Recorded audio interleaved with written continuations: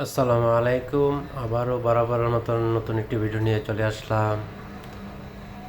অনেক সুন্দর একটি জায়গা, এটা কলোসিয়া অবস্থিত, কলোসিয়া রোমা। এই গির্জাটার ভিতরে আমি প্রবেশ করব, তারপর আগে বাহিরটা আপনাদেরকে ঘুরিয়ে ঘুরিয়ে দেখাচ্ছি। বাহিরের যে অংশটাকা এটা কেমন দেখতে আপনাদেরকে দেখাচ্ছি। আমি জুম করে দেখাচ্ছি। এই যে গির্জাটার উপরে একটি ঘোড়ার গাড়ি, বিশাল বড় একটি ঘোড়ার গাড়ি, এটাকে অনেক করে ওইখানে রেখেছে। তো ওইখানে যেতে হলে আমি রাস্তা পার হতে হবে। আমি রাস্তা এখন পার হব।